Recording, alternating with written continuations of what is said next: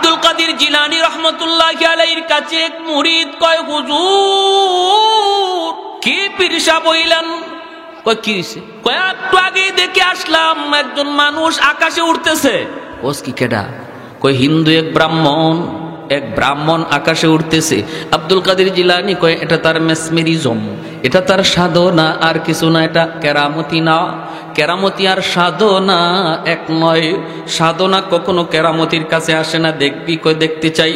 আব্দুল কাদের জিলানী জুতা ছাইরা দিছেন আর জুতারে বলতেছেন তুই আকাশে উড়বি, উইরা ওই ভণ্ডরে ফিটায়া ফিটায়া জমিনে লামাইবি।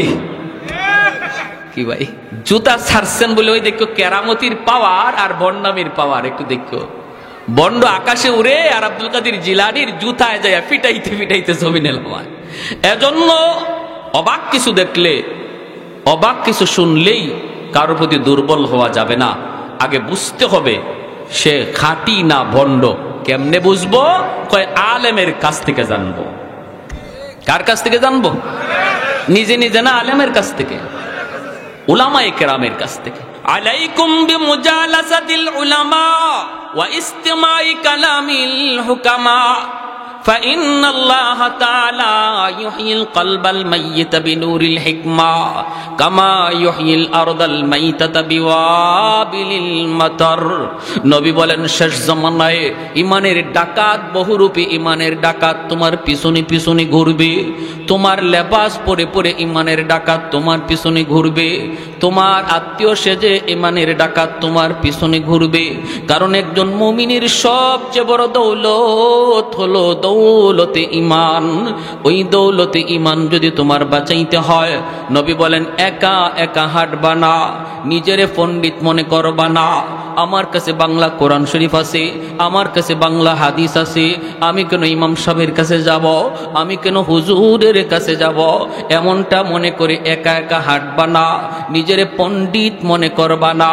নবী বলেন যদি তুমি একা একা হাঁটো, নিজে নিজেই বুঝো, তাহলে ওই ইমানের ডাকাত অল্পতেই তোমাকে পথভ্রষ্ট বানাবে, ছুবল দিবে, ছুবল। আর যখনই দেখবে তোমার সম্পর্ক ইমাম সাহেবের সাথে, সম্পর্ক এলাকার আলিম উলামার সাথে, সম্পর্ক মাদ্রাসার সাথে, সম্পর্ক মুফতি মুহাদ্দিস সাহেবের সাথে, তখনই ডাকাত মনে মনে ভাববে না না ওর কাছে যাওয়া যাবে না, যায় কোনো লাভ হবে না। আমি যা বলবো সাথে সাথে হুজুরকে বলে দিবে, আর হুজুর সাথে সাথে তারে আরেক ফানি ফরা দিয়া দিব। ঠিক না? আমার ফানি ভরা এখানে চলবে না, তখনই আর পারবে না। দেখবেন আমাদের সমাজে যারাই ভিন্ন ভিন্ন মত লইয়া হাজির হয়, ভিন্ন ভিন্ন মত লইয়া, ভিন্ন ভিন্ন নামাজ লইয়া, ভিন্ন ভিন্ন জুম্মা লইয়া, ভিন্ন ভিন্ন জানাজা লইয়া হাজির হয়, এদেরকে যদি খালি আপনি বলেন ভাই আমি এত কিছু বুঝি না, চলো মুফতি সাহেবের কাছে যাই, তখনই কি বলবে শুনবেন? তখনই কব আমার পেটে তো একটা মুসর মারছে, বাথরুম থেকে আসি। কইব আমার একটু সমস্যা আছে, একটু আসি। যেই খালি আপনি বলবেন হুজুরের কাছে চলেন, হাফিজ সাহেবের কাছে চলেন, শাইখুল হাদিস সাহেবের কাছে চলেন, মুফতি সাহেবের কাছে চলেন, তখনই তারে দেখবেন হে জিন হয়ে গেছে, আর তারে খুঁজে পাওয়া যায় না। আর যখনই দেখবো আপনি একা, মাশাআল্লাহ কম বুঝেন না, তখনই সে আপনার সুযোগ নিবে। একটু জবান খুলে জিকির করি, এরপরে সামনের দিকে আগাবো। জরুরি একটা বয়ান আমার সামনে রয়েছে, মনোযোগ কার কার আছে একটু হাত উঠে আল্লাহকে দেখান। আল্লাহ প্রতিটা হাতকে তুমি কবুল করো। লা ইলাহা ইল্লাল্লাহ, লা ইলাহা ইল্লাল্লাহ, লা ইলাহা ইল্লাল্লাহ, লা ইলাহা ইল্লাল্লাহ, জোরে লা ইলাহা ইল্লাল্লাহ, লা ইলাহা ইল্লাল্লাহ,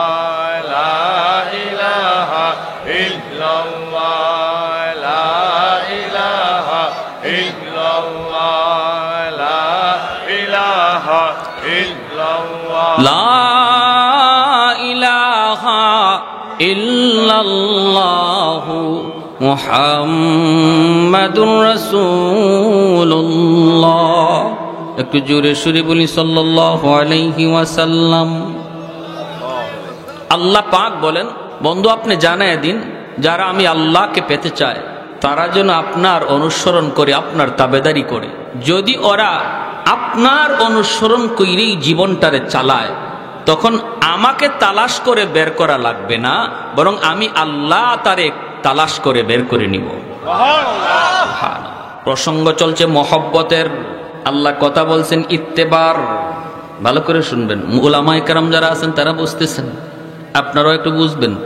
কথাটা হলো, বন্ধু তুমি বলে দাও তারা যদি আমি আল্লাহকে ভালোবাসতে চায়, তারা যেন তুমি নবীকে ভালোবাসে। কথাটা এমন হওয়ার কথা ছিল, কিন্তু আল্লাহ পাক এমন বলেন নাই। আল্লাহ বলছেন তারা যেন তোমার অনুসরণ করি, তোমার তাবেদারি করে। কেন এই মহব্বতের প্রসঙ্গ আল্লাহ বাদ দিয়া ইত্তেবায় নিয়ে গেলেন? মুফাসসিরিন কিরাম তাফসীরের কিতাবের ভিতরে লিখেন, আল্লাহ পাক এই কথা বইলা আমাদেরকে বাঁচাইছেন। যদি আল্লাহ বলতেন আমি আল্লাহকে যদি ভালোবাসতে চাও, আমার বন্ধুকে তোমরা ভালোবাসো, তাহলে আমাদের কোনো উপায় ছিল না, কারণ নবীকে ভালোবাসার মতো কোনো যোগ্যতাই আমাদের নাই। আল্লাহ যেন বুঝাইতে চাইলেন না বন্ধু না, ভালোবাসা আমার বান্দা বান্দির কাম নয়। ওদেরকে বলো তারা যেন তোমার অনুসরণ করে। তোমাকে ভালো যা বাসবো তো আমি আল্লাহ, কারণ তোমাকে ভালোবাসার যোগ্যতা আমি আমার বান্দা বান্দিকে দেই নাই। ভালোবাসা পুরাটা রাখছি আমি আল্লাহ আমার কুদরতি কলিজা। সুবহানাল্লাহ, আর একটু জোরে বলেন না। মহব্বত করবে নবীকে কে? আল্লাহ বলেন ভালোবাসবো তো আমি আল্লাহ ভালোবাসবো শুধু আমি আল্লাহ, কারণ আমার কাছে ভালোবাসা আছে। ও বন্ধু, তোমাকে ভালোবাসার মতো ভালোবাসা বান্দা বান্দির কাছে নাই। সুবহানাল্লাহ। তাদেরকে বলো তারা যেন তোমার অনুসরণ করি। তুমি যেভাবে খাও সেভাবে যেন খায়, তুমি যেইভাবে পোশাক পরেছো তারা যেন সেই পোশাকটা পরে, তুমি যেইভাবে চেহারার নমুনা ধরেছো তারা যেন তার চেহারাটাও এই নমুনায় বানায়। তুমি যেভাবে নামাজে পাবন্দি ছিলা তারাও যেন এইভাবে নামাজে পাবন্দি হয়। তুমি যেভাবে পর্দা মাইনা চলছো বন্ধু, বলে দাও তারাও যেন এইভাবে পর্দা মাইনা চলে। তুমি যেইভাবে গান বাজনা থেকে দূরে ছিলা বন্ধু, বলে দাও তারাও যেন তাদের জীবনটারে গান বাজনা থেকে দূরে রাখে। যদি এইভাবে তারা চলতে যাইয়া কিছু ভুল ত্রুটি হয়ে যাবে, আমি আল্লাহ তাদের ভুল ত্রুটিগুলা মাফ কইরা আমার রহমতের কুলে টেনে নিব। আমার পর্যন্ত আসতে পারবে না, আমি আল্লাহকে পাওয়ার জন্য আমার পর্যন্ত আসতে পারবে না। যদি তোমার অনুসরণ কইরা হাঁটা শুরু করে, আমি আগায়া গিয়া কুলে তুইলা নিব। যেইভাবে মা সন্তানকে হাঁটা শিখায়, হাঁটা শিখানোর সময় সন্তান রে মা দূর থেকে সাইরা দেয়, সাইরা দিয়া মা ডাকতে থাকে বাবা আও, বাবা আও। বাচ্চাটা মা পর্যন্ত আসতে পারবে না, মা ভালো করে জানে, বাবা ভালো করে জানে বাচ্চাটা মায়ের পর্যন্ত হেঁটে আসতে পারবে না। এরপরও ডাক দেয়, বাচ্চাটা এক কদম দুই কদম দিয়েই ঠাস করে মাটিতে পড়ে যায়। কয়া ডাক দেয়, আম্মা কয়া ডাক দেয়। তখন দুই কদম দিলে পরি বাবা দৌড় দিয়া, মা দৌড় দিয়ে কুলে তুইলা কয় বাবা এই যে মারে তুমি ধরে ফেলছো, এই যে মারে ধরে ফেলছো, বাবারে ধরে ফেলছো। মূলত মা দৌড় দিয়ে আগায় নিছে। আল্লাহ কয় বন্ধু তুমি জানাও, যারা তোমার পথ দইরা তোমার নমুনা দইরা আমি আল্লাহকে পাওয়ার জন্য একটু হাঁটা শুরু করবে, আমার পর্যন্ত আসতে পারবে না, বাকি আমি আল্লাহ আগায়া গিয়া তারে আমার কুলে তুলে নিব। আমি যা তাকে আমার কুলে তুলে নিব। ইউহিব্বুকুমুল্লাহ, আমি আল্লাহ তারে আমার কুলে নিব, আমি তারে ভালোবাসবো। আমার পর্যন্ত আসতে পারবে না, আমি আমার কাছে নিয়ে নিব। ভাইরা সাহাবায়ে কেরাম রাদিয়াল্লাহু তাআলা আনহুম, তারা তো কিছুটা নজির দেখায় গেছেন, কিছুটা নজির। অষ্টম হিজরির একটা মর্মান্তিক ঘটনা আপনাদেরকে শোনাই। আল্লাহর নবী, রহমতের নবী, বিভিন্ন রাষ্ট্রপ্রধানের কাছে তিনি দাওয়াত দিয়ে চিঠি দিতেছেন। এইভাবে নবী রোম সম্রাটের কাছেও চিঠি লিখলেন, কিন্তু হারিস ইবনে উমাইর রাদিয়াল্লাহু তাআলা আনহু, ওনাকে ওই রোমের সম্রাটের লোকেরা ওনাকে গ্রেফতার করে সম্রাটের দরবারে নিয়ে ওনাকে হত্যা করল। নবীর একজন দূত হারিস ইবনে উমাইর রাদিয়াল্লাহু তাআলা আনহু ওনাকে হত্যা করল।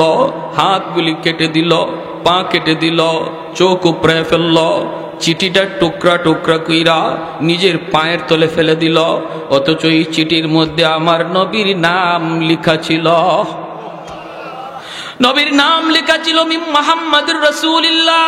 মুহাম্মাদুর রাসূলুল্লাহর পক্ষ থেকে শামের প্রধানের কাছে চিঠি, ইলা আজিজ শাম। সে খেপে গেল। 2 দিনের মুহাম্মদ মাত্র মদিনার রাষ্ট্রনায়ক, এখনই আমার নামের আগে তার নাম, নবীর নাম তার নামের আগে, এটা সহ্য করতে পারলো না। সাথে সাথে চিঠিটা ছিঁড়ে নিজের পায়ের নিচে ফেলে দিল। আর নবীর সাহাবী হযরত হারিস ইবনে উমাইর রাদিয়াল্লাহু তাআলা আনহুকে হত্যা করলো, হাত পা গুলি কেটে দিল। আল্লাহর নবী রহমতের নবীর কাছে এই খবর যেই মাত্র নবীর দরবারে আসলো, আমার নবী সইতে পারেন না। নবীজির চোখ থেকে দর দর করে পানি পড়ে নবী কান্দেন আর বলেন, আমার হারেসের তো কোনো দোষ ছিল না, আমি তো তারে দুধ বানায় পাঠাইছি, দুধের তো কোনো দোষ নাই। অপরাধ যদি করি আমি নবী করছি, আমার হারেসরে কেন মারল? তাও এইভাবে অঙ্গ প্রত্যঙ্গগুলি কাইটা দিল। মায়ার নবী, দয়ার নবী, রহমতের নবী গরম হয়ে গেলেন নবীজি। সাহাবায়ে কেরামের সামনে নবী বায়াত নিলেন, শপথ নিলেন, আমার হারেস হত্যার বিচার না নেওয়া পর্যন্ত, বদলা না নেওয়া পর্যন্ত আমরা কেউ শান্তিতে ঘুমাবো না। কারা কারা প্রস্তুত? সব সাহাবী নবীর হাতে হাত রেখে শপথ নিলেন। জুড়ে বলি আল্লাহু আকবার। তাহলে কি বোঝা যায়? ইসলামে খালি নরম না গরমও আছে? আমার নবী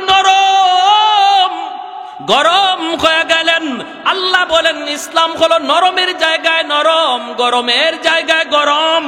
ইসলামে শুধু নরম নাই, ইসলামে শুধু গরমও নাই, ইসলামে নরমের জায়গায় নরম, গরমের জায়গায় গরম থাকতে কয়। মুহাম্মাদুর রাসূলুল্লাহ والذين معه أشداء على الكفار رحماء بينهم أشداء على الكفار বইলা আল্লাহ গরম হওয়ার কথা বলছেন, রুহামাউ বাইনাহুম দ্বারা নরম হওয়ার কথা বলছেন। আল্লাহ বলেন তাদের আখলাক হলো, আমার নবীর সাহাবীদের আখলাক হলো ওরা নিজেরা বড় নরম, নিজেরা বড় নরম, নিজেরা কোনো মারামারি নয়, কাটাকাটি নয়। মুসলমানে ভাই কোনো দ্বন্দ্ব নয়। এক ভাই ভুল বুঝে আরেক ভাই ভুল শুধরায় দিবে, কিন্তু বিতর্ক নয়, ঝগড়া নয়, গালাগালি নয়, মারামারি নয়। মুসলমানের সম্পর্ক হলো ইমানের সম্পর্ক, ইমানের সম্পর্ক হলো রক্তের সম্পর্কের চেয়ে আরো গভীর, ঠিক কিনা? ইমানের সম্পর্ক রক্তের সম্পর্কের চেয়ে আরো গভীর। এজন্যই তো আবু বকর সিদ্দিক সন্তানকে বলেছিলেন বদরের যুদ্ধে, আবু বকর সিদ্দিক রাদিয়াল্লাহু তাআলা আনহু আমার নবীর পক্ষে, আর আবু বকর সিদ্দিক রাদিয়াল্লাহু তাআলা আনহুর সন্তান আবু জাহেলের পক্ষে। বাপ বেটা দুইজন দুই দিকে যুদ্ধ করতে নামছেন। পরবর্তীতে এই সন্তান মুসলমান হয়েছেন। মুসলমান হওয়ার পরে বলতেছেন, আব্বা বদরের ময়দানে আপনি 3 বার আমার তলোয়ারের নিচে পড়ছেন, এরপরও আমি তলোয়ার চালাই নাই। আবু বকর সিদ্দিক বলে, কসকি তুই কয়বার? বলে 3 বার। কেন তুই চালালি না? কারণ আপনি আমার আব্বা, কেমন করে তলোয়ার চালাই? আবু বকর সিদ্দিক বলে, তাহলে শুন বেটা শুন, তোরা যুদ্ধ করস দুনিয়ার কামাইয়ের জন্য, আর আমরা যুদ্ধ করি আল্লাহর সন্তুষ্টির জন্য। আমাদের কাছে আল্লাহর মহব্বত সন্তানের মহব্বতের চেয়ে বেশি। আমি আবু বকর বলতেছি, খোদার কসম 3 বার নয়, যদি 1 বার আমার তলোয়ারের সামনে পড়তি বাবা, আমি 2 টুকরা করে দিতাম। কারণ আমি আমার আল্লাহকে আমার সন্তানের চেয়ে বেশি ভালোবাসি, আমার দ্বীনকে ইসলামকে আমি আমার সন্তানের চেয়ে ভালোবাসি। আমি ইসলাম যতদিন মানবে এই সন্তান ততদিন মানব। ইসলাম মানবে না সে যদি সন্তান হয় তারে সন্তান মানি না, বাপও হয় বাপ মানি না। ইসলাম মানে না যদি নেতা হয় নেতা মানি না। আওয়াজ দিয়ে জোরে বলেন। নেতা মানি ততক্ষণ যতক্ষণ ইসলাম মানে, নেত্রী মানে ততক্ষণ যতক্ষণ আল্লাহ রসুল মানে। আমি ততক্ষণ পর্যন্ত দল করি, দল যতক্ষণ ইসলাম মানে। যেদিন দল ইসলাম মানবে না দল করি না। যেদিন নেতা নেত্রী ইসলাম মানবে না, আমার আল্লাহ রসুল নিয়ে কথা বলবে, নেতা নেত্রী মানি না, এর নাম হলো মুসলমান। প্যারে হাজিরিন, এটা হলো রুল। মাল ইমান ইয়া রাসূলুল্লাহ, ইযা সাররাতকা হাসানাতুকা ওয়া ইযা সাআতকা সাইয়্যাতুকা ফাআনতা মুমিন। নবী রুল বালাই দিলে, স্কেল। এই স্কেল দিয়ে তুমি তোমার ইমান মাপো, ইমান আছে না নাই তুমি নিজে বুঝবা। ইসলামের পক্ষে কথা শুনলে যদি তোমার দিলে ভালো লাগে, বুঝবা তোমার ইমান আছে। ইসলামের বিপক্ষে কথা শুনলে যদি মনে কষ্ট লাগে, বুঝবা ইমান আছে। আর ইসলামের বিরুদ্ধে কথা শুনলে যদি তোমার কলিজায় ব্যথা না লাগে, কারণ যে বলছে সে তোমার বাপ, সে তোমার ভাই, সে তোমার বন্ধু, সে তোমার নেতা, সে তোমার নেত্রী, এজন্য তার কথায় তুমি ব্যথা পাইছো না। অথচ কথাটা আমার নবীরে হিট দিয়া কইছে, আমার আল্লাহরে হিট দিয়া কইছে, তারপরও তুমি তোমার অন্তরে ব্যথা লাগলো না। বুঝতে হবে, কপালে নামাজ পইরা তুমি দাগ ফালাইতে পারো, কিন্তু আমার নবীর স্কেল বলে তোমার ইমান নাই, ইমান না। বছরে বছরে হজ করো, কোনো অসুবিধা নেই। দল বড় না ইসলাম বড়? আওয়াজ আসতে কোন জোরে কোন না কেন? দল বড় না ইসলাম বড়? আমরা কেউ কি কথা বলি, আল্লাহ আমার মরণ যেন যেই দল করি দলের উপরে হয়? কেউ কথা কয় বিএনপির, কেউ কথা বলে আল্লাহ বিএনপি করতে করতে যেন মরি, আল্লাহ আওয়ামী লীগ করতে করতে যেন আওয়ামী লীগ নাম লইতে লইতে যেন মরি। এই কথা কেউ বলে কি? আল্লাহ মরণ যেন আমার ইমানের হালে হয়, ঠিক কিনা? তাহলে বোঝা গেল দল বড় না ইমান বড়? নেতা নেত্রী বলো না ইসলাম বড়? এর নাম হলো ইমান, এর নাম হলো। যদি এই ইমান নিয়ে তুমি যাইতে পারো রে যুবক, ত্রুটি তোমার থাকলেও নবী শাফাতের জন্য রেডি। এতটুকু নির্ভেজাল ইমান নিয়ে যদি যাইতে পারো রে যুবক, আমার নবী তোমার শাফাতের জন্য রেডি। ভেজাল কিছু নিয়ে যায় না। বাইরা বন্ধুরা জন্য বলতেছিলাম, ওই যে হারিস ইবনে উমাইর রাদিয়াল্লাহু তাআলা আনহু, মায়ার নবী খেপে গেলেন। নরম নবী, এত নরম দিলের নবী খেপে গেলেন। নবী খেপে বলতেছেন, সাহাবীরা হাতে হাত রেখে শপথ নাও। সব সাহাবী শপথ নিলেন। আল্লাহ নবী বলতেছেন, শুনেছি ওরা 2 লক্ষ মদিনা আক্রমণের জন্য আসতেছে। আমি 3000 সেনাবাহিনী প্রস্তুত করলাম। 3000-এর মধ্যে নবী বলেন 4 জন সেনাপতির নাম ঘোষণা করব, 3 জনের নাম বলবো, 4র্থ জনের নাম বলবো না। এই 4 জন, যে 3 জনের নাম বলবো, এই 3 জন অবশ্যই যুদ্ধে যাবে, আর বাকিরা মন চাইলে যাইও, না চাইলে আমার বাধা নাই। তবে আমি নবী বলতেছি, আমার আল্লাহ বলেছেন এই যুদ্ধে দুশ্মন 2 লাখ হলেও মুসলমানের বিজয় হবে। ভাইরা বন্ধুরা, আল্লাহ নবী বলেন আজকের যুদ্ধের প্রথম সেনাপতি হবে আমার কলিজার টুকরা সন্তান, নবীজির সন্তান, পালক পুত্র সন্তান যায়েদ ইবনে হারেসা। আমার নবী দয়ার নবীর পালক পুত্র যায়েদ ইবনে হারেসা। নবীজি এই যুদ্ধের সেনাপতি, প্রথম সেনাপতি বানাইলেন। যুদ্ধের নাম হলো জঙ্গে মুতা। ইসলামের ইতিহাসের অনেক বড় এক যুদ্ধ, অনেক বড় এক যুদ্ধ। নবী বলেন, সাহাবীরা রে, আমি তোমাদের সাথে এই যুদ্ধে যেতে পারবো না। আমি মদিনায় থেকে গেলাম, কারণ বিভিন্ন রাষ্ট্রপ্রধানের কাছে চিঠি লিখছি, চিঠি লিখতে হবে, উত্তর আসবে, উত্তর দিতে হবে। আমি তোমাদের সাথে এই যুদ্ধে যেতে পারলাম না। তোমরা যুদ্ধে যাবা, কিন্তু আমি নবী না গেলেও আমার মন দিল তোমাদের সাথে। দেহটা থাকবে মদিনার মসজিদে, দিলটা থাকবে তোমাদের সাথে। আমি মদিনার মসজিদে বসে বসে যুদ্ধের হালচাল দেখবো। আল্লাহু আকবার। মায়ার নবী, দয়ার নবী বলেন আজকের যুদ্ধের প্রথম সেনাপতি আমার সন্তান যায়েদ ইবনে হারেসা। এ নেতা নেত্রীরা একটু ভালো করে শোনো, যারা রাজনীতি করে ভাই একটু শোনো, শোনো, দেখো নেতার আদর্শ দেখো। নেতা যুদ্ধে পাঠাইতেছে সবার আগে নিজের ছেলে, আর আমাদের দেশের নেতা ছেলেরে পড়ায় লন্ডনে, আমেরিকায়, আমার পোলারে পাঠায় যুদ্ধে। কি আপনি আমার ফুলাফানরে পাঠায় পিস্তল দিয়া আর রিভলভার দিয়া, আর তার ফুলারে আমেরিকা পড়ায়। আই রে বোকা, আমরা কেমন বোকা হইছি বুঝেন, কেমন ফাইছে আমরা রে বলদ। মায়ার নবী, দয়ার নবী বলেন আমার পুত্র সর্বপ্রথম সেনাপতি। আল্লাহু আকবার কর। যায়েদ ইবনে হারেসা নবী যুদ্ধে প্রথম সেনাপতি ঘোষণা করলেন। আর নবী বলেন, আমার ছেলে যায়েদ শহীদ হলে সেনাপতি হবে জাফর ইবনে আবি তালিব। নবী বলেন, জাফর শহীদ হলে সেনাপতি হবে আব্দুল্লাহ ইবনে রাওয়াহা। নবী বলেন, সেনাপতি হবে আব্দুল্লাহ ইবনে রাওয়াহা। তিনজন সেনাপতির নাম বললেন। এরপরে নবী বলেন, আব্দুল্লাহ শহীদ হলে সেনাপতি হবে চতুর্থ একজন। তোমাদের পরামর্শে আমি তার নাম বললাম না, কিন্তু তার হাতেই বিজয় আসবে। আল্লাহু আকবার। সে হবে আল্লাহর তলোয়ার, আল্লাহর তলোয়ার। নবী বলেন, সে হবে মালিকের তলোয়ার। নাম উপাধি হলো সাইফুল্লাহ।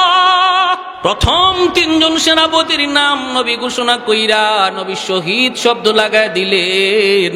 প্রথম সেনাপতি যায়েদ ইবনে হারেসা, শহীদ হলে জাফর ইবনে আবি তালিব, শহীদ হলে আব্দুল্লাহ ইবনে রাওয়াহা, শহীদ হলে একজন।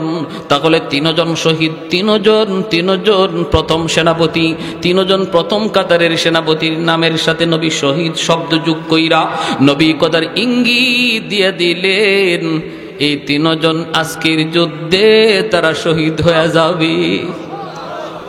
এমনকি ওই তিনজন তারা নিজেও বুঝে ফেলছেন, নবী আমার পরে যেহেতু আরেকজন সেনাপতির নাম ঘোষণা করেছেন, তাহলে এই যুদ্ধ থেকে আমি জীবিত আইতে পারবো না, এই যুদ্ধে আমি শহীদ হয়ে যাব।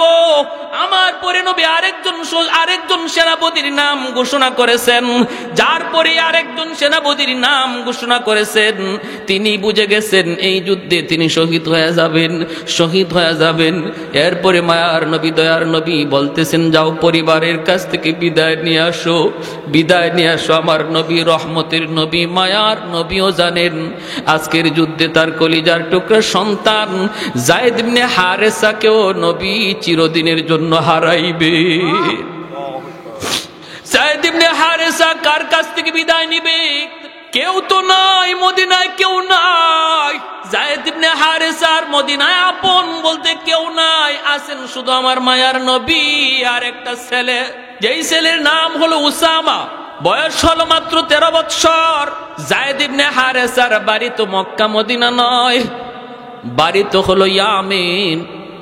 অতএব তার আত্মীয় স্বজন মক্কা মদিনায় কেউ ছিল না, বাপ মা কেউ মক্কা মদিনায় না। যায়েদ ইবনে হারেসার বয়স যখন 10 বছর, তখন তিনি ইয়ামেনে মার সাথে নানার বাড়িতে যাইতেছেন। ওই অবস্থায় রাস্তায় ডাকাত দলের হাতে তারা হামলার শিকার হলেন। ডাকাতেরা হামলা করে যা ছিল নিয়ে গেল, আর যায়েদ ইবনে হারেসা ছোট্ট বালকটারও তারা কিডন্যাপ করলো। ওনাকে নিয়ে তারা মক্কার উকাজ নামক বাজারে উঠাইল। তখন মানুষ বেচা কেনা হইতো, উকাজ নামক বাজারে উঠাইল, দাম ধরলো, আর ওই দাম অনুপাতে কিনলেন তাকে আম্মাজান খাদিজাতুল কুবরা রাদিয়াল্লাহু তাআলা আনহা। আম্মাজান খাদিজাতুল কুবরা রাদিয়াল্লাহু তাআলা আনহা যায়েদকে কিনে নিয়ে গেলেন। যায়েদ ইবনে হারেসা আম্মাজানের ঘরে গিয়া তিনি এইবার বুঝলেন যে মানুষের মাঝেও মায়া আছে, দয়া আছে, দরদ আছে। এতদিন পর্যন্ত ডাকাতদের হাতে থাকতে তিনি বুঝেন না এই মানুষের দিলে যে মায়া আছে, দরদ আছে। মানুষ দেখলে যায়েদ ভয় পাইতো, ছোট্ট বালক মানুষ দেখলে ভয় পাইতো, মনে করতো মানুষ মানে হিংস্র জানোয়ারের চেয়ে আরো খারাপ। কিন্তু আম্মাজানের ঘরে গিয়ে তিনি শান্তি পাইলেন, মানুষের দরদ মায়া তিনি বুঝলেন। আম্মাজানের সাথে আমার নবীর বিবাহ হলো। এরপরে আম্মাজান যায়েদকে নবীকে হাদিয়া দিয়ে দিলেন। আল্লাহর নবীর কাছে চলে আসলেন যায়েদ ইবনে হারেসা। এখন তো আরো মহামানব দরদি নবীর ঘরে আসলেন, নবীর খেদমত করেন, নবীর গোলাম যায়েদ। আস্তে আস্তে বড় হইতেছেন, নবী মায়া করতেছেন, বড় হইতেছে। এই দিকে ইয়ামেনে তার বাবা তার মা পাগল পাগল, মা শুধু রাস্তায় রাস্তায় যায়েদ যায়েদ কয়া কান্দে, বাবা শুধু দেশ দেশে যায়েদ যায়েদ কয়া ঘোরে। ওই অবস্থায় পাগলের মতো মা বাবা, আর কোনো সন্তান নাই, একমাত্র যায়েদ। মক্কায় কিছু মানুষ ইয়ামান থেকে আসলো হজ করার জন্য। আল্লাহ নবীর সাথে যায়েদকে দেখেই তারা চিনে ফেলেছে, এই ছেলেটা তো আমাদের যায়েদের মতো মনে হয়। যাকে তার মা দীর্ঘদিন আগে হারাইছিল, কয়েক বছর আগে হারাইছে, ডাকাতের হাতে অপহরণ হয়েছে। আমাদের জায়েদেই তো ইয়ামেনের লোকগুলি তারা বাড়িতে যাওয়ার পর জায়েদের আব্বাকে যায় জানাইল, তোমার সন্তান জায়েদকে আমরা পাইছি বলে। কোথায়? মক্কায় মুহাম্মদের কাছে। যাও তুমি মুহাম্মদের কাছে যাও, মুহাম্মদের গোলাম। কিন্তু আমরা জানি মুহাম্মাদুর রাসূলুল্লাহ বড় নরম দিলের মানুষ। যদি তোমরা যায় বলো আমাদের ছেলেটা ডাকাতের হাতে অপহরণ হয়েছিল, সবকিছু খুলে বলবা, দেখবা মুহাম্মদ তোমাদের সন্তানকে তোমাদের কুলে ফিরাইয়া দিবে। জায়েদের বাবা জায়েদের চাচাকে লইয়া মক্কায় হাজির। আমার নবী, মায়ার নবী, দয়ার নবীর ঘরে হাজির। আল্লাহ নবীর কাছে আইসা পরিচয় দিলেন, আমরা ইয়ামেন থেকে এসেছি। কেন? কই শুনেছি আপনার কাছে একটা ছেলে আছে, আপনার গোলাম, নাম হলো জায়েদ। মায়ার নবী বলেন, জায়েদ তো আমার গোলাম, তো কি হয়েছে কোন? তখনই জায়েদের বাবার চোখ থেকে টলটলায় পানি পড়ে, কারণ যেই বাবার সন্তান হারাইছে সে জানে সন্তান হারানোর ব্যথা কত কষ্টের। যেই মার সন্তান হারাইছে সেই মা জানে সন্তান হারানোর ব্যথা কত কষ্টের। মরে যাওয়াটা এত কষ্ট নয়, হারায়া যাওয়া যত কষ্ট। মরে যাওয়াটা এত কষ্টের নয়, হারায়া যাওয়া যত কষ্টের। কারণ সর্বদা সর্বক্ষণ মার অন্তরে শুধু জ্বালা, হায় রে আমার ছেলেটা, আমার মেয়েটা এখন কোথায় আছে, কোন জায়গায় আছে, কোন অবস্থা আছে, কি করতেছে। ভাইরা বন্ধুরা, জায়েদের আব্বা যখন হাউমাউ করে কান্দা দিছে আর বলতেছে, নবী গো, জায়েদ আমার সন্তান, একমাত্র সন্তান হারাইছি, ডাকাতের হাতে অপহরণ হয়েছিল। এরপরে মা পাগল, আমি বাবা পাগল, এখন শুধু রাস্তায় রাস্তায় ঘুরি। খবর পাইলাম আপনার কাছে, চলে আসলাম। এই যে অনেকগুলি হাদিয়া আনছি, অনেকগুলা স্বর্ণ মুদ্রা নিয়ে আসছি, আমার সন্তানটারে ফিরাইয়া দেন। মার কোলে সন্তানটারে ফিরাইয়া দিন, লাগে আপনি পয়সা নেন। আল্লাহর নবী তখন বলতেছেন, একটু থামুন, পয়সা লাগবে না, পয়সা লাগবে না। নবী বলেন, আমি নবী এতিম, আমি নবী বাবা পাই নাই, বাবার আদর কেমন আমি নবী তা জানি না, আব্বু ডাকে কত মজা আমি নবী জানি না, অতএব আমাকে পয়সা দেওয়া লাগবে না, আপনি একটু অপেক্ষা করুন। নবী ডাক দিলেন পাশের রুমে, জায়েদ এইদিকে আসো। জায়েদ ইবনে হারেসা তিনি আসলেন। ঘরে ঢুকেই তিনি দেখেন দুইটা মানুষ বসা। চেহারাটার দিকে তাকাইয়েই চিনে ফেললেন, জায়েদ আমার হারানো বাবা। বাবাও চিনে ফেলেছে হারানো সন্তান জায়েদ। দৌড় দিয়া বাবা সন্তানের বুকে জড়ায় ধরে কান্দে। ছেলে বাবাকে ধরে কান্দে, বাবা ছেলেকে জড়ায় ধরে কান্দে। ভাইরে, কারো চুকে এমন নাই যে ওই সময় কেউ কাঁদে নাই। নবী কাঁদতেছেন, জায়েদের চাচা কাঁদতেছে, বাবা কান্দে, ছেলে কান্দে। আল্লাহর নবী, রহমতের নবী তখন বলতেছেন, জায়েদ তুমি চিনছো ওনারা কারা? জায়েদ কো, নবী গো চিনে ফেলেছি, আমার আব্বা, আমার চাচা। আল্লাহর নবী বলেন, জায়েদ তোমার আব্বু আসছে তোমাকে নিয়ে যাওয়ার জন্য, তোমার মা তোমার জন্য পাগল পারা হয়ে রাস্তায় রাস্তায় ঘুরে, তুমি চলে যাও বাবার সাথে। ও জায়েদ, যদি বাবার সাথে যেতে চাও, মায়ের কাছে ফিরত যাইতে চাও, যেতে পারবা। আর যদি আমি নবীর কাছে থাকতে চাও, আমি তোমাকে দূরে সরায়া দিব না। আমি নবীর কাছে যদি থাকতে চাও, আমি তোমাকে আগলে রাখবো। যদি বাপ মার কাছে যাইতে চাও, যেতে পারো। অপশন দুটো আল্লাহর নবী দিয়া দিলেন। এইবার জায়েদ ইবনে হারেসা সিদ্ধান্ত নিবেন, বাপ মার কাছে যাবেন না, নবীর কাছে থাকবেন। মাথাটা নিচের দিকে দিয়া দিছেন। জায়েদের বাবা তাকায় তাকায় কাঁদতেছে। কিছুক্ষণ বাবার দিকে তাকায় মাথাটা নিচু করে ফেললেন। এরপরে আমার দয়ার নবীর চেহারার দিকে তাকাইছেন, আর চোখ ফিরান না। কান্না শুরু করছে আর বলতেছে, নবী গো, আজ থেকে 10 বছর আগে আমি হারাইছি, বাবা হারাইছি, মা হারাইছি। ডাকাতদের হাতে থাকতে আমি বুঝতাম না মানুষ এত মায়াশীল হয়, মানুষের দিলে এত দরদ, এত মায়া। কিন্তু আপনার কাছে আসার পর আমি মার আদর বাবার আদর দুনো আদর আপনার কাছে পাইছি। আমার বাবার আদর মায়ের আদর দুটোটা পাইছি গো নবী। অতএব আমি যায়েদ সিদ্ধান্ত নিয়েছি বাকি জীবন আমি আপনার কদমে থাকতে চাই। আমি আপনার কদমে থাকতে চাই, আপনার কাছে থাকতে চাই। আল্লাহ নবীর সাথে সাথে যায়েদকে বুকে জড়ায় নিলেন, কারণ আমার নবীর মনের ইচ্ছাও ছিল এটা। নবী বুকে জড়ায় নিলেন আর বলতেছেন চলো। কয়া নবী টান দিয়া মসজিদ ঘর থেকে বের হইয়া এক দৌড়ে নবী সাফা পাহাড়ের উপরে এসে উঠলেন।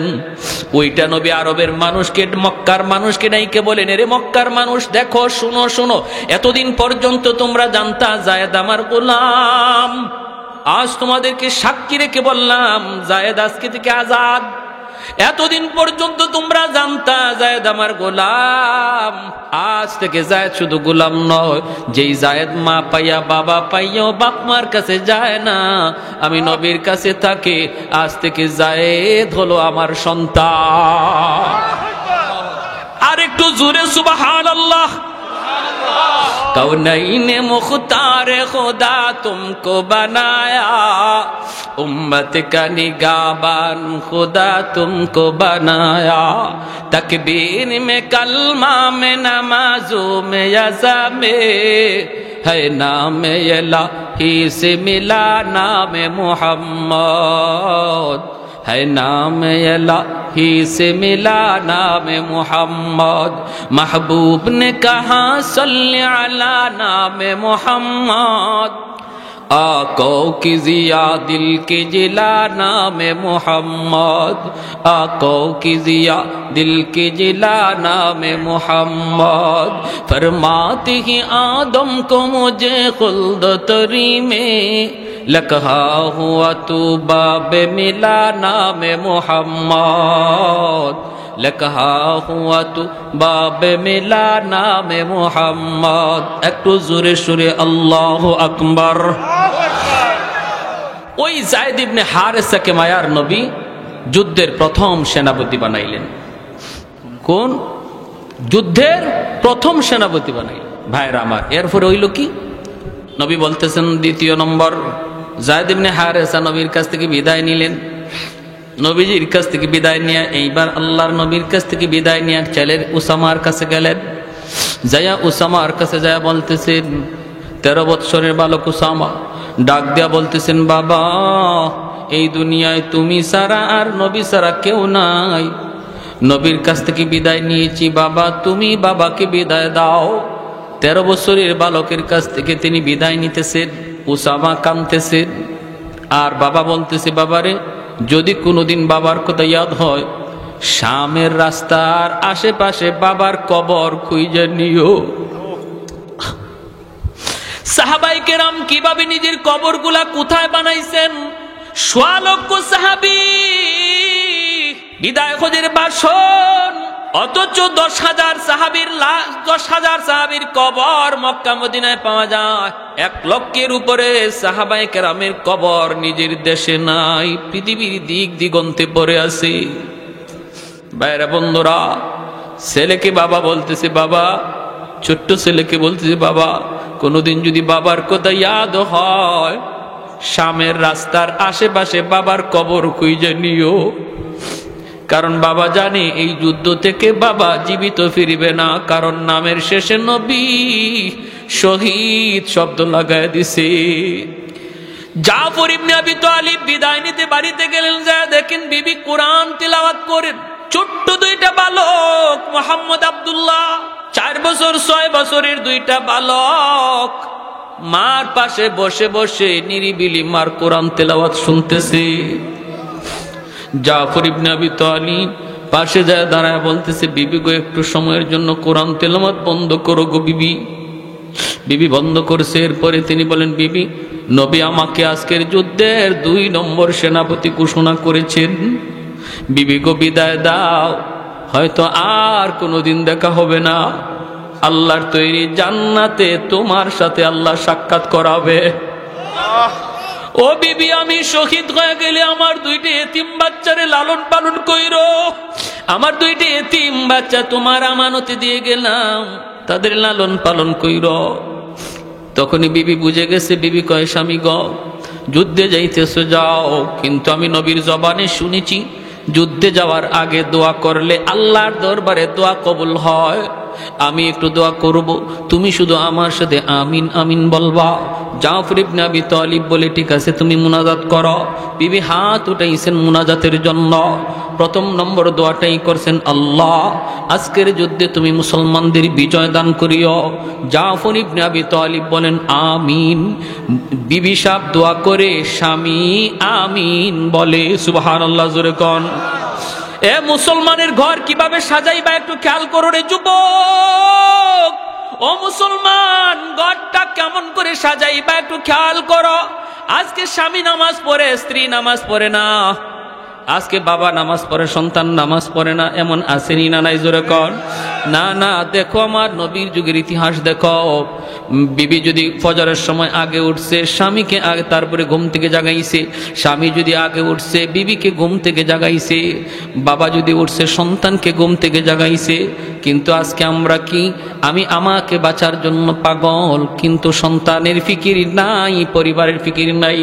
আল্লাহ বলে, কু আনফুসাকুম ওয়া আহলিকুম নারা, নিজে শুধু নয় পরিবারকেও বাঁচাও। 2 নম্বর দোয়া করে, মালিক এই যুদ্ধে দুশমন হাজারেরও নয়, লক্ষের উপরে, মুসলমান সংখ্যায় কম, তুমি মুসলমানের মনোবল বাড়ায় দিও। জাফর ইবনে আবি তালিব বলেন আমিন। 3 নাম্বার দোয়া করতেছি, বিবি আল্লাহ আমার ছোট 2টা বাচ্চা, আল্লাহ আমার ছোট 2টা বাচ্চা, এই বাচ্চার মুখের দিকে তাকাইয়া আল্লাহ আমার স্বামীর তার বাচ্চাদের কাছে তুমি জীবিত ফিরিয়ে দিও। সাথে সাথে জাফর ইবনে আবি তালিব আমিন বলা দূরের কথা, হাতটা নামায়া ফেলছেন। তলোয়ারের বাট দিয়ে বিবির হাতটা আস্তে করে নামায়া দিতেছেন। বিবি গো, হাতটা নামাওয়ার মুনাজাত লাগবে না। তোমার 3টা দোয়ার 2টা দোয়া আল্লাহর কাছে কবুল হবে, 3 নাম্বার দোয়া কোনোদিন কবুল হবে না। কারণ আমার মায়ার নবী জবান দিয়ে আমার পরে আরেকজন সেনাপতির নাম বলেছেন, আমার পরে আরেকজন সেনাপতির নাম নবী ঘোষণা করেছেন। এতেই বোঝা যায় এই যুদ্ধে আমি আর জীবিত ফিরবো না। যেই যুদ্ধে সেনাপতি জীবিত ফিরে, এই যুদ্ধে দ্বিতীয় সেনাপতির নাম নবী নেয় না। ভাইরা বন্ধুরা, এই বইলা জাফর আর কথা বাড়াইলেন না। বিবির কাছ থেকে বিদায় নিয়ে বের হয়ে যাবেন। এমনি 4 বছরের বাচ্চাটা আব্দুল্লাহ বাবার হাতে ধরছে, বাবার জামা ধরে রাখো, আব্বু সামনে ঈদ আসতেছে। বন্ধু বান্ধবদের অনেকেরই দেখলাম তাদের বাবা মা নতুন কাপড় কিনে দিছে। আব্বু তুমি বুঝি বাজারে যাইতেছো আমাদের জন্য ঈদের কাপড় কিনবা? জাফর আকাশের দিকে মুখটা উঠাইয়া চোখের পানিটা মুছে বাচ্চারে বুঝাইতে দেন না, জবাব দিলেন না। শুধু এতটুকু বুঝলেন, মালিক আমার অবুঝ বাচ্চাটারে তুমি বুঝতিও, আমার ভাষায় কোনো বুঝ নাই। এই বলে চলে গেলেন। 3 নাম্বার সেনাপতি আব্দুল্লাহ ইবনে রাওয়াহা মাত্র বিয়ে করেছেন, নতুন বিবির সাথে এখনো বাসর ঘর হয় নাই। ওই অবস্থায় ডাক এসেছে মদিনা থেকে, মদিনার মসজিদে নববী থেকে। যাইয়ে খবর পেলেন 3 নাম্বার সেনাপতি। আবার তারপরে আরেকজন সেনাপতিও নবী বলেছেন, আব্দুল্লাহ ইবনে রাওয়াহা। তিনিও বুঝলেন এই যুদ্ধে তিনি শহীদ, জীবিত ফিরবেন না। অথচ বিয়ে করেছেন, নতুন বিবির চেহারাটা পর্যন্ত এখনো দেখেন নাই। ঘোড়ার পিঠে সওয়ার এ যুবক, দিলটা নরম করে কিছু কথাগুলি শুনো। আজকে তোমার কারণে আমার কারণে যে ইসলামের ক্ষতি হয়ে যায়, কিয়ামতের ময়দানে এই সাহাবীদের সামনে কেমন করে মুখ দেখাইবা? তাদের সামনে কেমন করে মুখ দেখাইবা? ঘোড়ার পিঠে সওয়ার হইয়া আব্দুল্লাহ ইবনে রাওয়াহা দরজার পাশে যাইয়া ঘরে না ঢুইকা আওয়াজ দিতেছেন, বিবি আজকের যুদ্ধে তোমার স্বামী 3 নম্বর সেনাপতি। বিবি গো, অনুমতি দাও, যুদ্ধে যাবার অনুমতি দাও। বিবি বলতেছে, স্বামী গো, একটা বারের জন্য তুমি শুধু আন্দরের ভিতরে আসো, আমি তোমার চেহারাটা এক নজর দেখব, যেন কিয়ামতের ময়দানে চেহারা দেখা স্বামীকে চিনতে পারি। আব্দুল্লাহ ইবনে রাওয়াহা কয়, না গো বিবি না, আমি ভিতরে ঢুকবো না। দেখেন পর্দা কতটুকু, বিবি তো ওই সময় ঘর থেকে বের হইলেই তিনি দেখতে পারতেন স্বামীরে, কিন্তু পর্দা লঙ্ঘন হবে বিদায় আন্দুরির ভিতর থেকে বের হয় নাই। আমার এই এলাকার মা বোনের একটু দিলটা নরম করে কথাগুলি শোনো, কথাগুলি শোনো। নবীর যুগের মহিলাদের ভিতরে পর্দার কি পরিমাণ গুরুত্ব ছিল। আব্দুল্লাহ ইবনে রাওয়াহা কই, না না, আমি ঘরে ঢুকবো না গো বিবি, তোমার চেহারা যদি আমি দেখি, আমি শুনেছি তুমি মদিনার সবচেয়ে সুন্দরী নারী, আরবের ভিতরে তুমি অনেক সুন্দরী, তোমার চেহারাটা যদি আমি দেখি, যুদ্ধের ময়দানে তোমার মায়াবী চেহারা আমার চোখের সামনে ভেসে উঠতে পারে, যদি চেহারা ভেসে উঠে যুদ্ধ করতে আমার ব্যাঘাত ঘটবে না গো বিবি, আমি দেখতে পারলাম না। কিয়ামতের ময়দানে আল্লাহ তোমার আমার পরিচয় করা দিব, জান্নাতে পরিচয় হবে, পরিচয়। এই বইলে তিনি রওনা দিয়ে দিলেন, বাইরা যুদ্ধে চলে গেলেন। তিনজন সেনাপতি, এইদিকে আমার নবী মসজিদে নববীতে, মায়ার নবী তিনি তো মসজিদে নববীতে বসে যুদ্ধের হালচাল দেখতেছেন। টিভির পর্দার মতো আল্লাহ যুদ্ধের চিত্রটা নবীর সামনে তুলে ধরেছেন। জোরে কোন সুবহানাল্লাহ। নবী কান্দেন আর বলেন, আমার যায়েদ ইবনে হারেসা শহীদ হয়ে গেছে, আমার যায়েদ শহীদ হয়ে গেছে। সেনাপতি জাফর ইবনে আবি তালিব, জাফর ইবনে আবি তালিব, নবী বলেন আমার জাফর শহীদ হয়ে গেছে। দুশমন তার ডান হাত কেটে ফেলেছে, বাম হাতে পতাকা ধরে রাখছেন, বাম হাতটাও দুশমন কেটে ফেলেছে। এরপরও তিনি পতাকা ফালান না, দুনো হাতের বাজু দিয়ে এইভাবে পতাকা ধরে রাখছেন। 3 নম্বর সেনাপতি আব্দুল্লাহ ইবনে রাওয়াহা তিনি আসছেন, জোর করেন পতাকা তিনি ছাড়েন না, অথচ যান নাই, পতাকা এমন ধরছেন ছাড়েন না। কোন রাওয়ায়াতে আসছে কামড় মাইরা পতাকা ধরে রাখছেন। আব্দুল্লাহ ইবনে রাওয়াহা পতাকা টানতেছেন, কামড় তো ছাড়ে না। এবার তিনি বলতেছেন, জাফর পতাকা অন্য কেউ টানে না, পতাকা টানতেছি আমি আব্দুল্লাহ, যার নাম নবী তোমার পরে সেনাপতি ঘোষণা করছে। বলা মাত্রই কামড়টা ছেড়ে দিয়েছেন, পতাকা হাতে নিছেন, যুদ্ধ করে করে শহীদ হয়ে গেলেন। 4 নম্বর সেনাপতি হলেন খালিদ বিন ওয়ালিদ, যার উপাধি হলো সাইফুল্লাহ। সুবহানাল্লাহ, জোরে বলেন। সেই খালিদ বিন ওয়ালিদের হাতে ইসলামের বিজয় আসলো। কিভাবে আসলো? কম কথা শেষ করে দিব, শুধু একটা আবদার আপনাদের কাছে, এতটুকু ত্যাগ, এতটুকু কোরবানি যে সাহাবায়ে কেরাম দ্বীনের জন্য করছেন, আমাদেরও কিছু কোরবানির যদি সময় আসে, প্রয়োজন পড়ে, কারা কারা প্রস্তুত আছে? আল্লাহ তুমি প্রতিটা হাতকে কবুল করে একটা নারায় লাগান।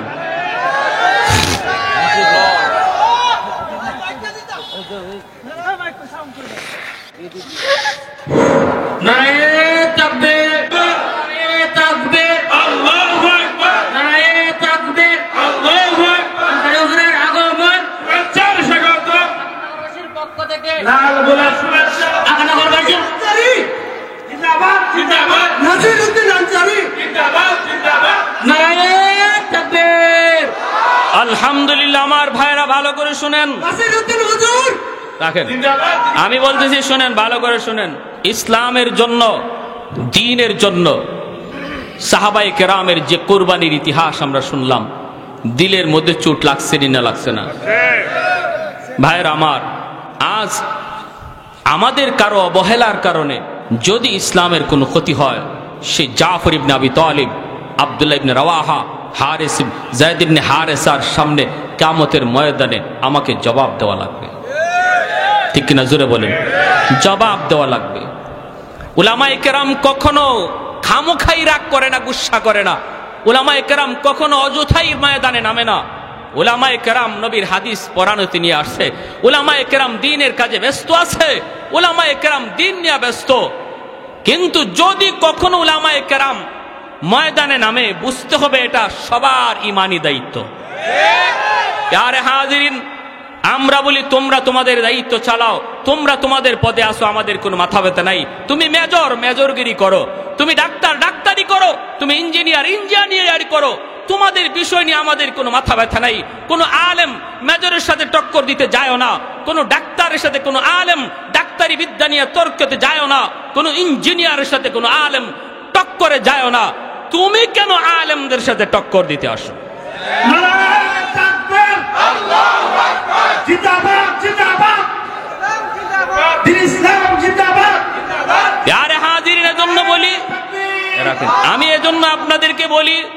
আমাদের সর্বদা এই ব্যাপারে সজাগ থাকতে হবে, সজাগ থাকতে হবে। পণ্ডিতি করো, যার যার বিষয় লইয়া পণ্ডিতি করো, আর একজনের বিষয়ে পণ্ডিতি দেখায়ও না।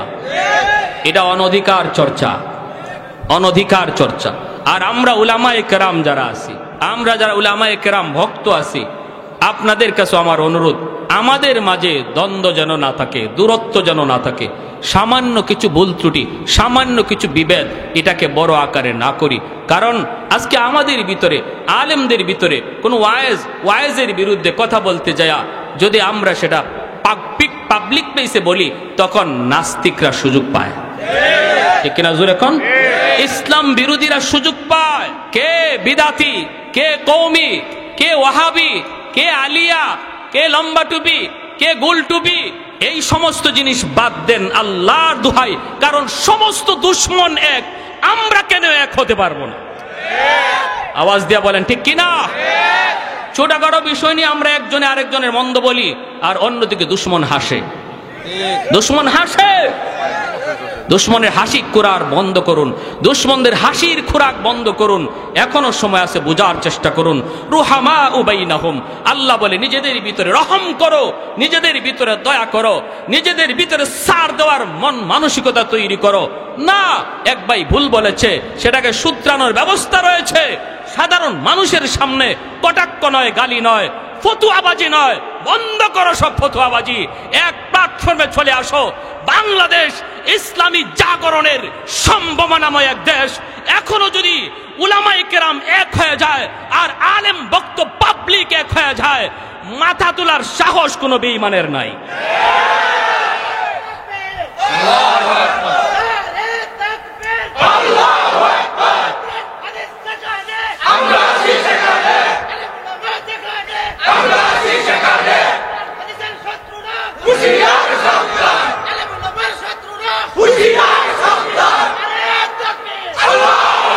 মাশাআল্লাহ, আমার ভাইরা বন্ধুরা, এই মসজিদের জন্য আমি আপনাদের কাছে একটু কুরবানি, এরপরে ঘটনাটা শেষ করে মোনাজাত দিয়ে দিব ইনশাআল্লাহ।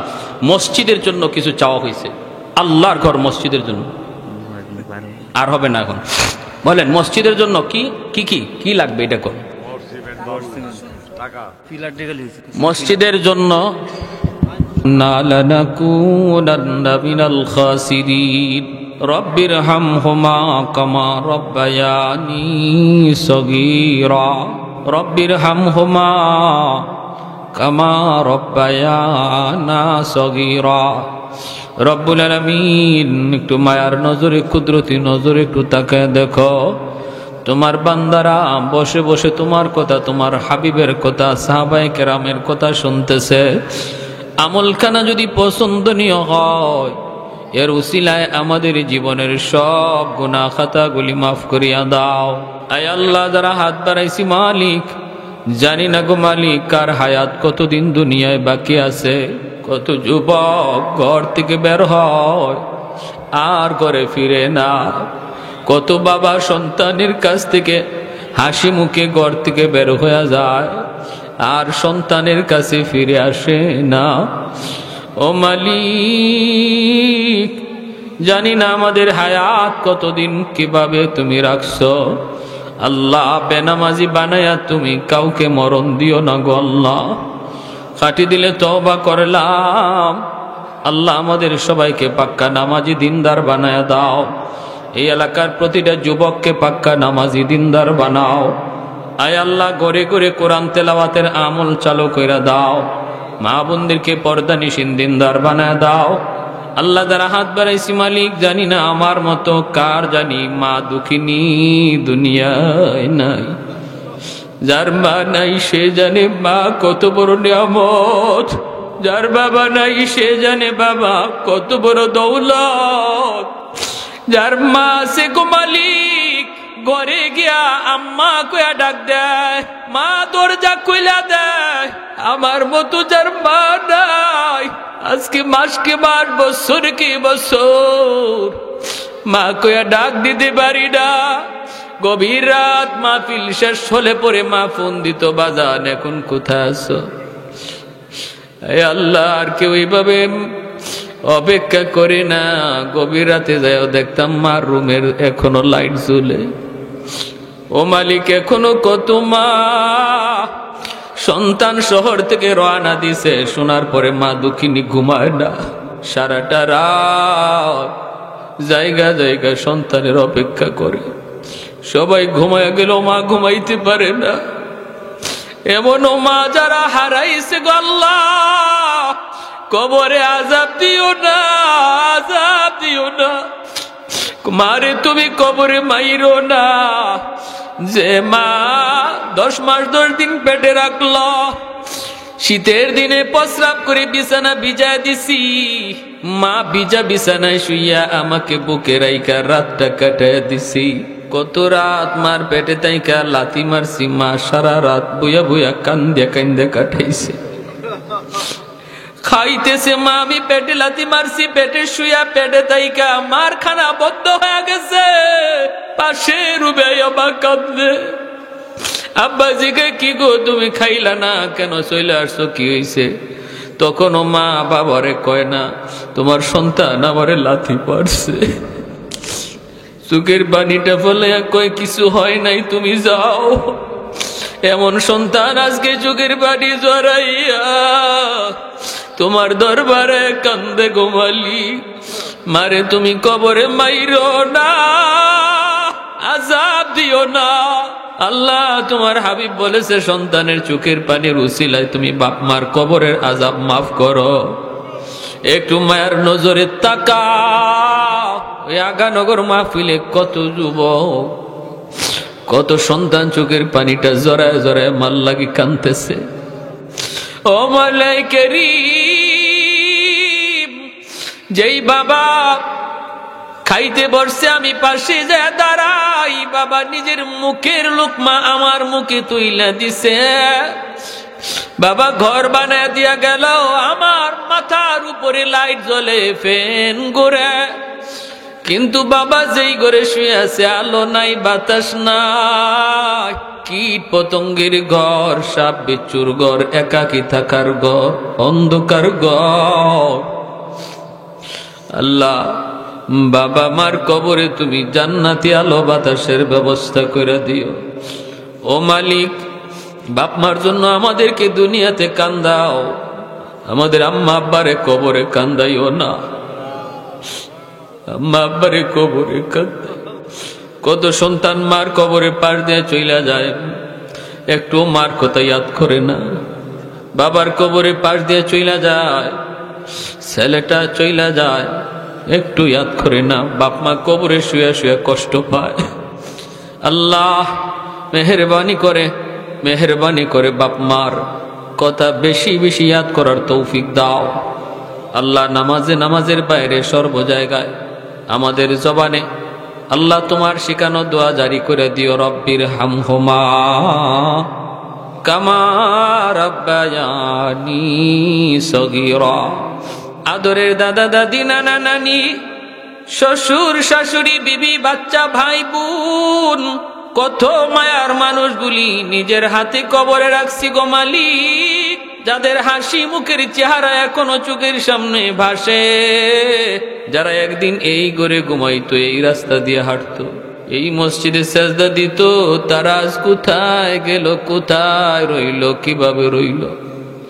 আল্লাহ তুমি ছাড়া কেউ জানে না। আমরাও যারা আজকে এই রাস্তায় একদিন হাঁটি, আগামীকাল আর একজন হাঁটবে, আমি শুয়ে থাকবো কবরে। এই মরণের কথাটা আমাদের বেশি বেশি ইয়াদ করার তৌফিক দিও। আমার মসজিদের পাশে যুবক সারাটা রাত, ঈদের রাত টেইলারি কাজ করলো, টেপ বাজলো, টেপের গান বাজলো। ফজরের সময় গিয়া সবাই দরজা ধাক্কায়, দরজা খুলে না, ধাক্কায় ধাক্কায় দরজা ভাঙলো, শাটার ভাঙ্গা দেখে টেপের গান এখনো চলে। যুবক দুনিয়ায় নাই। ও মালিকের জন্য আমার যুবক ভাইদের অন্তরে মরণের ভয় ঢুকাও, তোমার মহব্বত ঢুকাও, দুনিয়ার নাপাক ভালোবাসা অন্তর থেকে মুছে দাও। আয় আল্লাহ, নাপাক পচা গান্দা ভালোবাসা থেকে অন্তরকে মুক্ত করো, অন্তরটারে তোমার ভালোবাসায় পরিপূর্ণ করে দাও। আয় আল্লাহ, এই এলাকার যত মুমিন মুমিনা ডাইনে বামে সামনে পিছনে কবরে শায়িত, এই মাহফিলের খাতিরে প্রত্যেকের কবরকে জান্নাতের বাগিচা বানায় দাও। এই মাহফিলখানাকে কবুল করো। প্রতি বৎসর যেন তা করতে পারে। আল্লাহ সব ধরনের বাধা বিপত্তি কুদরতি হাতে তুমি দূর করো। আয় আল্লাহ যুবকগুলিকে মাহফিলের দিকে আগায় আসার তৌফিক দান করো। এর উসিলায় তাদেরকে ইসলামের সৈনিক বানাও। আয় আল্লাহ আম্মা আব্বা যাদের জীবিত হায়াতে বরকত দাও, বিবি বাচ্চা ভাই বেরাদরে হায়াতে বরকত দাও। প্রবাসী ভাইয়েরা যারা আছে আল্লাহ প্রবাসে নিরাপদে রাখো, রুজিতে বরকত দাও। আয় আল্লাহ আমাদের সন্তানগুলিকে নেককার দিনদার নামাজি বানাও। তোমার ঘরখানাকে কবুল করো। যারা সাহায্য সহযোগিতা করার ওয়াদা করেছে তৌফিক তুমি দিবা। কেমনে দিবা তুমি জানো। আল্লাহ তুমি দেওয়ার তৌফিক দান কইরো। আল্লাহ ঘরের কাম, তোমার ঘরের কাম কুদরতি ভাবে তুমি উঠে নিও। এলাকার প্রতিটা মানুষকে তোমার ঘরে শরীক থাকার তৌফিক দিয়ে দিও। আমার মা বোনদেরকে মাফ করে দাও। আয় আল্লাহ আমার মা বোনদেরকে মাফ করে দাও, তাদেরকে আল্লাহ ওয়ালি বানাও। কারণ মায়ের আব্দুল কাদের জিলানির মা, তারা তো নবীর মা, ওলি আল্লাহদের মা। এলাকার প্রতিটা মাকে ওলি আল্লাহর মা বানাও। আয় মাওলা ঘরে ঘরে হাফেজে কোরআন আলেমে দ্বীন কবুল করে নাও। গান বাজনা থেকে এলাকার মানুষকে হেফাজত করো। আল্লাহ গান বাজনার প্রতি যুবকদের অন্তরে ঘৃণা জন্মায়া দাও, ঘৃণা জন্মায়া দাও। নেক কাজের প্রতি আগ্রহ বাড়ায়া দাও। আল্লাহ যারা সাহায্য করছে, দান করছে, প্রত্যেকের রুজির মধ্যে বরকত দিয়ে দাও। অসুস্থ যারা আছে আল্লাহ তুমি সুস্থতার নিয়ামত দিও। আমাদেরকে যাবতীয় অসুস্থতা থেকে হেফাজত করো আল্লাহ, যাবতীয় অসুস্থতা থেকে হেফাজত করো আল্লাহ। কে কোন উদ্দেশ্য নিয়ে এখানে হাত উঠেছে আল্লাহ তুমি দিলের হালত জানো। আল্লাহ যার যার দিলের দিকে তাকাইয়া প্রত্যেকের নেক নিয়তকে কবুল করো। যার যার সমস্যাকে সমাধান করো, মুশকিলাতগুলি আসান করো। আল্লাহ অনেক ঘরে বাবা সন্তান লইয়া বিপদে আছে, অনেক স্বামী স্ত্রী নিয়ে বিপদে আছে। আল্লাহ প্রতিটা ঘরে তুমি শান্তির বাতাস বইয়ে দাও, অশান্তি দূর করে দাও। সাল্লাল্লাহু তাআলা আলা খাইরি খালকিহি মুহাম্মদ ওয়া আলা আলিহি ওয়া আসহাবিহি আজমাইন। আমিন বিরহমাতিকা ইয়া আরহামার রাহিমিন।